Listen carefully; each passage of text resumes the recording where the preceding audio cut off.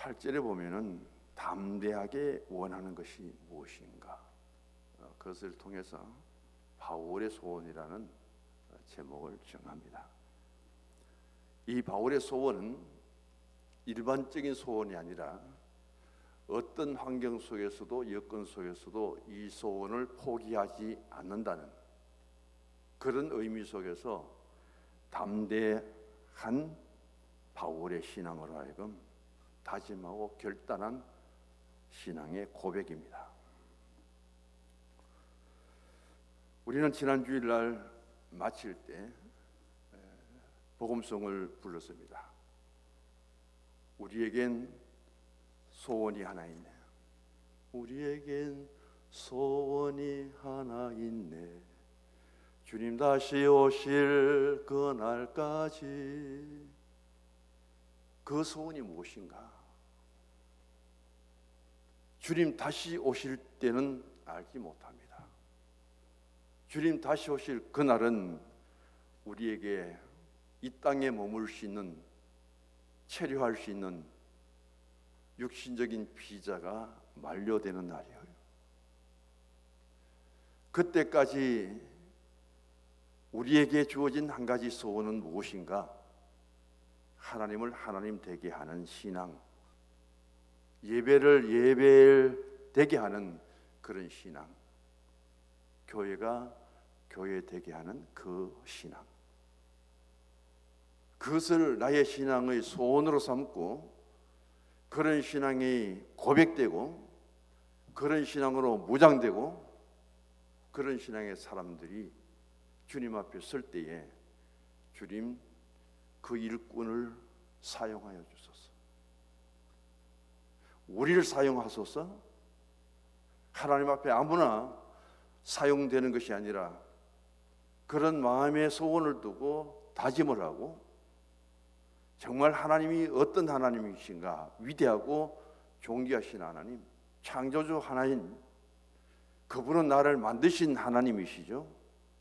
나는 그분에 의해서 만들어진 존재입니다. 만들어진 존재인 내가 나를 만드신 그분의 가장 숭고하고 가치 있는 그 분 앞에 가장 겸손하고 가장 낮은 곳에서 엎드려 절을 하는 것이 무엇인가? 그게 예배라는 거예요. 그런 가운데 우리는 찬양으로 늘 고백을 많이 합니다. 주님께 쓰임 받기를 원하고, 주님 내가 여기 있습니다. 주님 나를 써 주십시오. 그렇게 찬송하고 그렇게 고백하고 하나님께 나아가지만 우리는 얼마나 주님 다시 오실 때까지 나에게 주어진 한 가지 소원, 내 생명이 다하는 그 순간까지 가슴에 새긴 예수님의 십자가의 사랑을 가지고 나의 교회를 사랑합니까? 하나님을 사랑합니까? 그 신앙을 보시는 하나님께서 강권적으로 사용하실 그때에 하나님의 역사가 일어나게 된다는 그런 신앙의 고백과 다짐이 이 찬양 속에 담겨져 있음을 보게 됩니다. 1월 한 달을 보내고 2월 달이 시작됩니다.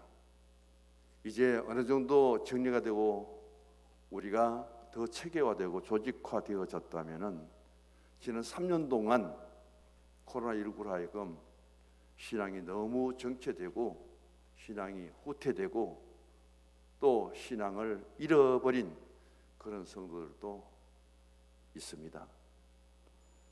어떻게 이제 다시금 예수 이름으로 일어나고 내게 주신 능력으로 다시금 일어나서 디아스포라의 신앙을 갖고 구역은 구역대로, 기관은 기관대로 이런 양을 찾는 심정으로 다시금 나아가야 될 거예요.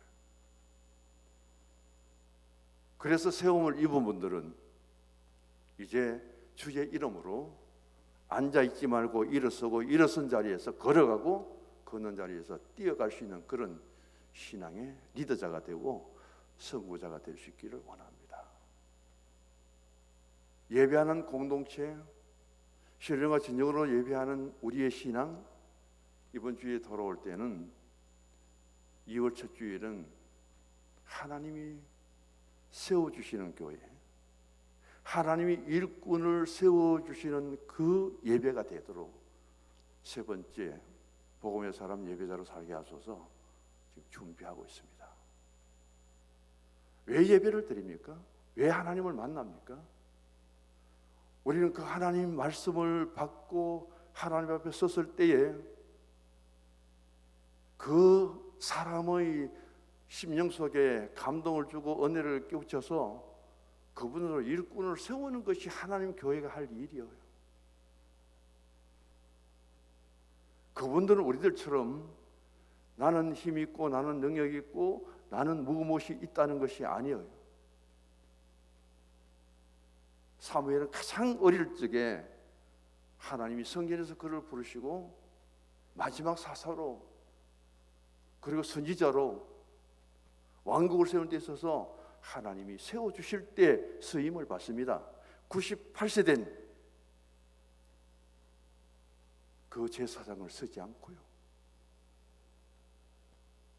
많아봐야 3살밖에 안 될 사무엘을 부르시는 하나님의 음성을 우리가 다시 한번 들어보고요. 모세는 말도 못합니다. 입도 둔하고 혀도 뻣뻣합니다.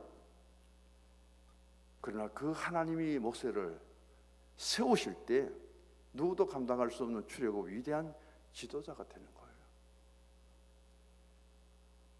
하나님이 가장 이스라엘 유다 역사 속에 어려움을 당할 때 하나님이 예레미야를 세웁니다. 하나님, 나는 아이입니다. 나는 아이라서 말도 할 줄 모르고 분별력도 없고 어느 것이 선인지 악인지도 모릅니다. 그런 예레미야를 세우셔서 하나님이 얼마만큼 선지자 역할을 잘할 수 있도록 해주셨는지, 멸망에 관한 나라와 민족을 위해서 얼마나 눈물을 흘렸든지 눈물의 선지자라는 그런 별명을 그에게 주고 있습니다. 예레미야서가 성경 중에 가장 길어요. 그럼에도 불구하고 예레미야의 그 눈물의 기도, 하나님 세우셔서 하나님의 맡기신 사명을 감당하는 데 있어서 그의 사역이 얼마나 고통스럽고 힘들었으면 눈물로 하여금 그의 사역이 이루어졌든지 예레미야 뒤에 가면은 예가서가 있습니다. 예레미야 예가. 슬픔의 노래예요. 아픔의 노래예요. 선지자가 세워지면 위대하게 하나님께 주신 능력을 힘입고 그렇게 담대하게 당시 시대를 하나님의 역사 속에 품었지만은 예레미야의 사역 중에 얼마나 고통스럽고 얼마나 슬펐고 얼마나 힘들었으면은 예레미야 예가라는 성경을 덧붙여서 이런 사역을 했다고 우리에게 말씀을 남겨주느냐는 것을 보게 됩니다. 우리는 이 민족의 역사 속에 있어서 위대한 지도 중에 한 사람이 김구지요. 백범. 이렇게 말합니다. 김구에게 나에게 너의 소원이 무엇이냐고 누가 묻느냐? 하나님이 내게 물으실 때에 첫 번째 대답은 나의 소원은 대한 독립입니다. 하나님이 김구 자신에게 자신의 신앙 속에 물을 때에 그렇게 대답하겠다. 두 번째 똑같이 김구 너의 소원은 무엇이냐 물으면은 대한 나라가 독립하는 것입니다. 그런데 하나님이 세 번째 또 묻는다는 거예요. 너의 소원이 무엇이냐 물으면은 내가 가장 큰 소리를 내어서 대한제국의 독립, 완전한 독립, 그것이 나의 소원입니다.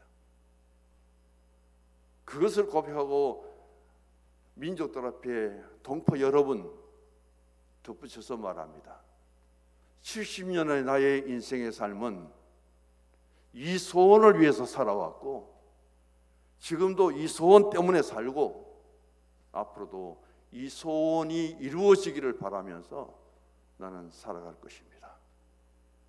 뜻을 이루지 못하고 그분은 총살을 당해서 세상을 떠났지만은 한 사람의 지도자, 한 사람의 품은 그 소원, 그것을 통해서 얼마나 위대한 일이 일어나는가 하는 것을 보면서 우리 한 사람 한 사람의 신앙의 소원이 지난 3년 동안 단절되었던 코로나19로 하여금 예배가 예배되지 못하였고 교회가 성수주일이 무너져 버렸고 우리 신앙이 이렇게 중단된 이 일을 안타깝게 여기면서 다시 치유되고 회복될 수 있는 길이 무엇인가? 그것을 한 사람 한 사람 마음의 소원을 품고 다시금 일어설 수 있기를 원합니다. 판도라의 상자를 아시는지 모르겠어요. 보통 판도라 상자라고 하는데 원어적으로 보면 판도라 항아리죠. 그리스 신화에 나오는 내용입니다. 이 땅 위에 최초의 여인은 누굴까요? 성경적으로는 하와죠. 그러나 그리스 신화에서는 판도라가 최초의 여자입니다. 이 땅 위에 최초의 여인인 아름다운 판도라에게 제우스 신이, 가장 위대한 신이 선물을 하나 하는 거예요. 그 판도라 여인에게 상자를 하나 줍니다. 선물을 담은 상자를. 그러면서 부탁을 해요. 이 상자는 갖고만 놀아야지 절대 상자를 열면 안 된다. 이 항아리는 갖고 노는 것이지 항아리 뚜껑을 절대로 열어서는 안 된다. 그 제우스가 판도라에게 부탁한 말이요. 처음에는 상자를 받아서 갖고 있으면서 말대로 지켰어요. 근데 시간이 갈수록 자꾸 궁금한 거예요. 이 판도라 항아리 속에는 뭐가 들어있을까? 이 판도라 상자 속에는 무엇이 들어있을까? 자꾸 자기 자신에게 궁금증을 더하도록 만드는 거예요. 그래서 그는 구석진 곳에 가서, 조용한 곳에 가서 이 상자를 열면은 제우스 신이 모를 줄 알고 상자를 열어버렸는데 그 속에는 정말 좋은 장신구든지 보석이든지 그런 선물이 됐으면 얼마나 좋겠습니까? 뚜껑을 여는 순간에 그 속에 들어있던 것은 질병과 아픔과 고통과 재난과 시기와 질투와 이 세상에 없어야 될 것, 이 세상에 우리에게 하나도 도움이 되지 않는 그런 것들이 순간적으로 다 쏟아 나오는 거예요. 판도라가 얼마나 충격을 받고 놀랐는지. 그래서 뚜껑을 닫는다고 닫았지만은 나올 것은 다 나왔는데 그 상자 항아리 속에 제일 밑에 들어있었던 게 뭐냐면은 바로 소망이라는 거예요. 희망이라는 거예요. 이 희망, 소망 하나가 나오지 못하고 판도라의 상자에 다시금 갇히게 됩니다. 그래서 이 세상에는 소망이 없다는 거죠.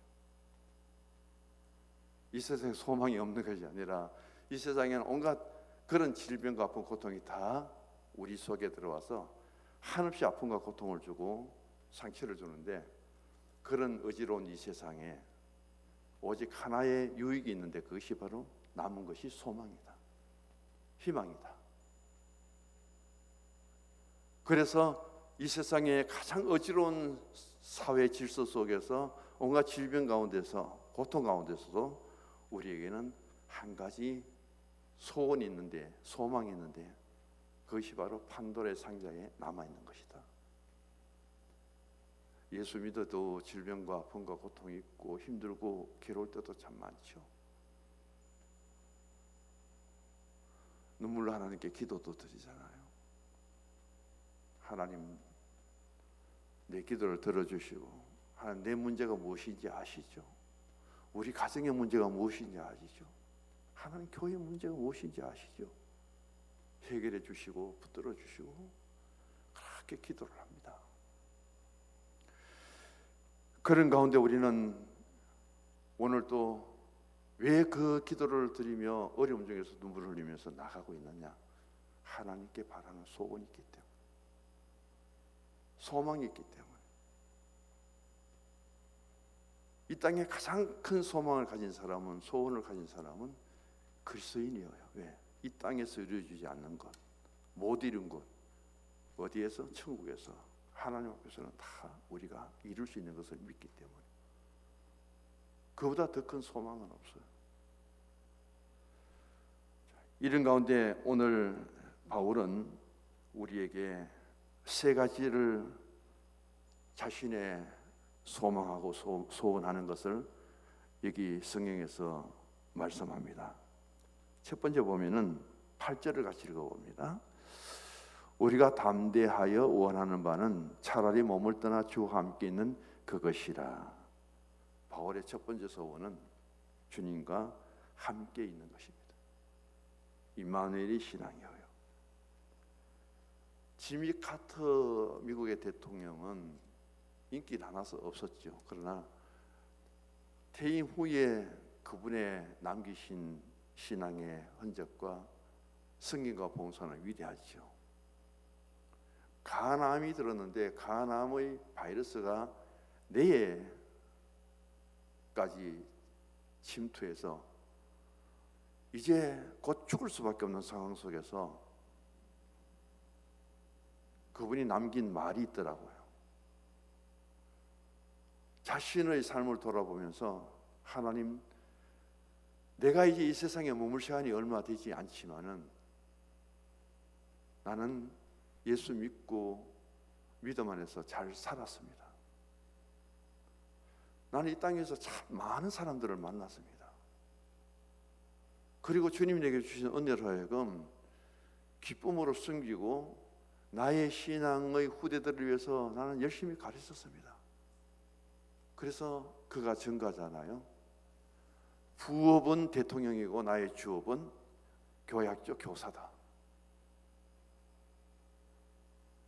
4년 뒤에 나는 대통령직을 떠나서 내가 더 이상 대통령직을 하지 못할지라도 내 주업은 다시금 섬기는 교회로 돌아가서 나는 어린 생명들을 가르치는 것이 나의 주업이다. 그분이 평소에 남긴 말이잖아요.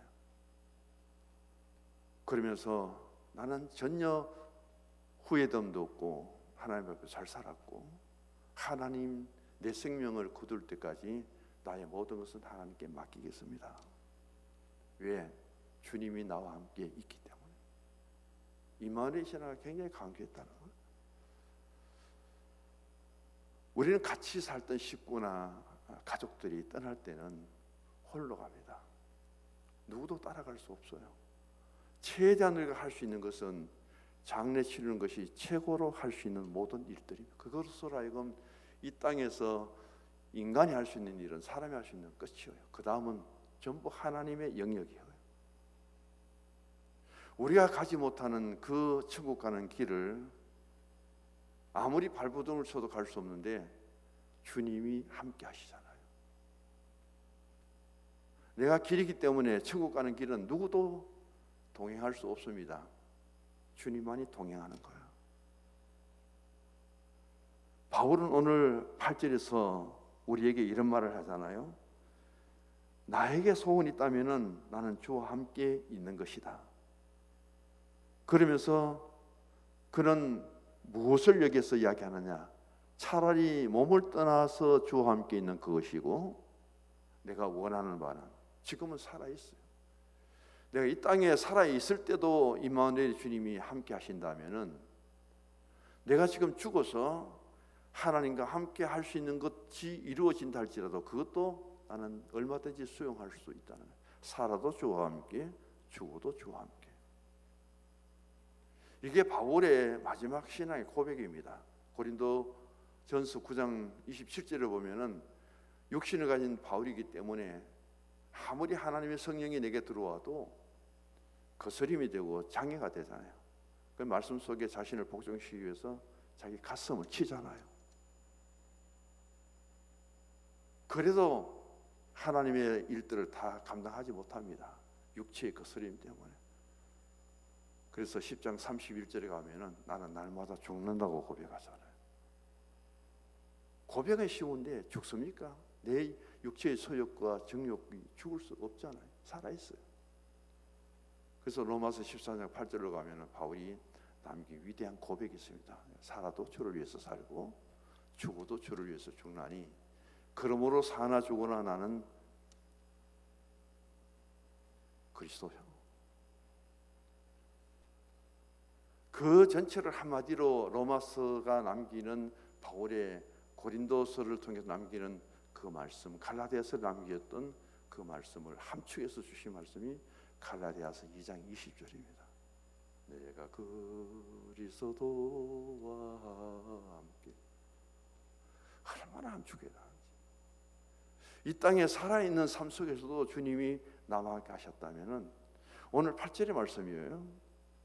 내 이 몸을 떠나 주어진 육체에 이 땅에 머물 수 있는 비자가 끝이 나고 내 몸을 떠나도 거기에서도 주님이 함께 한다면, 그곳에도 임만의 주님이 함께 한다면, 한다면이 아니고 한다는 것이죠. 그렇게 되기를 바라는 것이 바울의 오늘 본문의 첫 번째 소원입니다. 두 번째 소원 9절 읽어봅니다. 그런즉 우리는 몸으로 있든지 떠나든지 주를 기쁘시게 하는 자가 되기를 힘쓰노라. 살아도 주님께 기쁨이 되고 죽어도 주님께 기쁨 되는 것이 바울의 신앙이죠. 많이도 우리가 불렀잖아요. 내가 원하는 한 가지, 주님의 기쁨이 되는 것, 교회의 기쁨이 되는 것, 성도의 기쁨이 되는 것. 하나님의 교회를 섬기고 내 육신적인 삶 속에서 주님을 기쁘시게 할 수 있는 신앙, 교회를 기쁘시게 할 수 있는 신앙, 성도의 기쁨이 되는 신앙이 이 땅에서 주어진다면 그 기쁨은 현재로부터 나중에 몸을 떠나서 천국 앞에도 하나님 앞에 가서도 기쁨이 되는 신앙이 되기를 원한다. 9절 보면은 몸으로 있든지 이 땅에 있든지 떠나든지는 죽는 거예요. 바울의 두 번째 소원은 이 땅에서도 주님 기쁨이 되고 그리고 천국에서도 주님께 기쁨이 되고 이 땅에서도 교회 기쁨이 되고 보이지 않는 하나님 나라의 하나님이 통치하는 천국의 교회에서도 주님께 기쁨 되는 것이 나의 두 번째 간절한 소원이다. 그 말씀을 합니다. 세 번째 10절을 읽어봅니다. 이는 우리가 다 반드시 그리스도의 심판대 앞에 나타나게 되어 각각 선악간의 그 몸으로 행한 것을 따라 받으려 함이라. 이때가 언제예요? 그리스도 심판되는 주님 재림하실 때입니다. 요한계시록 22장 12절에 보면은 주님이 다시 오실 때에 주님은 우리에게 줄 상이 어디에 있느냐? 주님 손에 있다고 말씀합니다. 내가 줄 상이 내게 있는데 어떻게 주느냐? 각각 일한 대로 내가 주리라. 그렇게 말씀합니다. 우리는 예수 믿고 구원받아서 생명의 구원이 생명책에 기록되어 있다면은 우리가 일한 대로 분량에 따라서 주님이 상을 주시고 그 상이 주님 손에 들려져 있는데 각각 주님이 주신다고 하실 때에 내가 주님 앞에 구원받은 하나님의 백성으로 예수 생명으로 무엇을 하였느냐, 무엇을 남겼느냐, 어떤 상 받을 일을 했느냐, 대단히 중요하죠. 어디에서? 심판대 앞에서. 그때 주님 말씀입니다. 내가 속히 오리니. 그렇게 주님이 오셔서 주님께 있는 상을 각 베풀고 주님이 상을 나눠주신 다음에 이제 계시록 22장이 마지막 정리를 합니다. 마라나타 주 예수여 오시옵소서. 마지막 주님 앞에 우리가 바라는 소원은 내게 줄 상을 갖고 각각의 행한 일에 따라서 상을 주시는 그 주님 앞에 누가 주님 오기를 그렇게 더 소망하고 기다리겠습니까?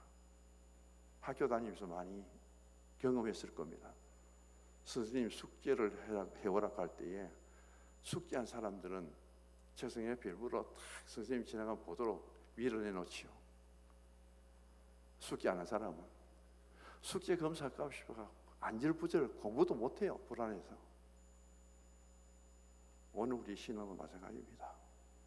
이 땅에 주님께서 맡겨주신 사명은 심부름을 사자입니다. 명은 목숨 명자예요. 내가 이 땅에 목숨을 갖고 있는 동안, 숨 쉬는 동안 하나님에게 주신 심부름을 얼마나 잘했느냐, 사명입니다. 심부름 잘한 사람은 칭찬받겠죠. 심부름 잘못한 사람은 책망을 받겠죠. 누가 심판대 앞에 바로 설 수 있느냐? 주일과 교회를 잘하는 분들이겠죠. 그래서 바울은 이 세 가지를, 바울만큼 일한 사람이 어디 있습니까? 그만큼 하면서도 바울만큼 겸손한 사람이 어디 있습니까? 그래서 신학적인 차원에서는 바울이나 베드로나 훌륭하죠. 바울처럼 베드로처럼 우리가 살지는 못했지만은 그들의 사역의 현장에서 그들은 자신을 증거하고 자신을 자랑하지 않잖아요. 자랑할 것은 주의 십자가뿐이고 내 몸의 흔적만을, 스티그마타만을 나는 자랑하겠다. 바울은 그렇게 말합니다. 그것을 무엇으로 사도행전은 이야기하느냐 하면은 은사 사역이라는 거죠. 이 일은 하나님께서 세우신 종들을 맡겨서 합니다. 1장에서 12장까지는 베드로, 13장부터 28장까지는 바울을 통해서 일하는데, 일할 수 있도록 하나님이 은사를 주신 거예요.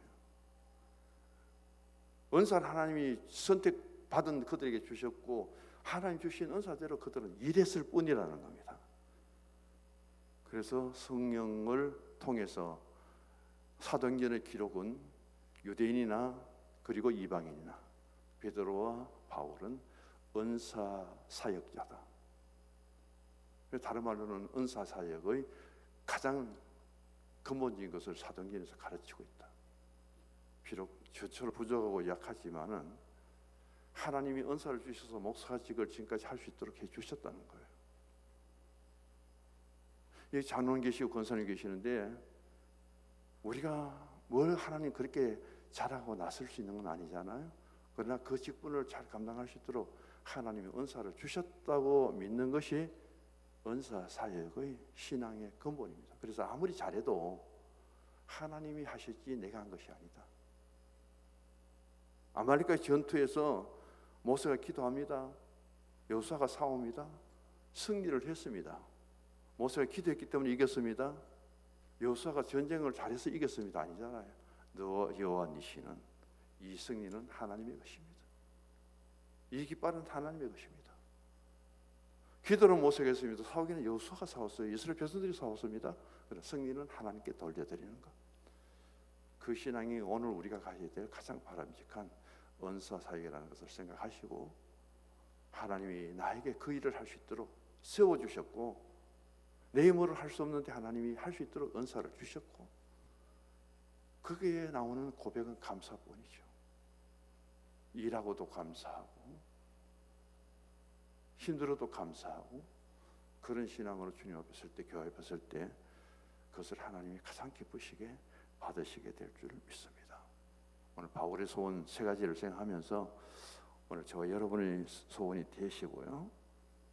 그리고 주님 앞에 우리에게 한 가지 소원이 있다면은 그 소원은 나를 사용해 달라고, 우리를 사용해 달라고, 우리 교회를 사용해 달라고, 그렇게 보다 더 높은 차원에서 하나님께 구하는 기도가 되고 우리의 신앙의 다짐이 되어야 되지 않을까. 찬송가도 불렀습니다.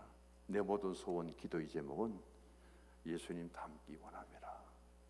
신앙의 소원도 참 많습니다. 2월을 시작합니다.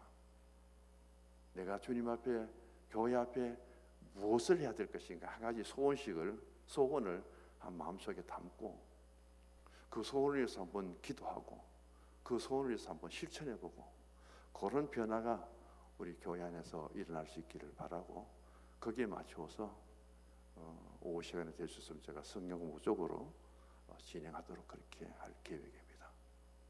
기도하십시다. 하나님 아버지,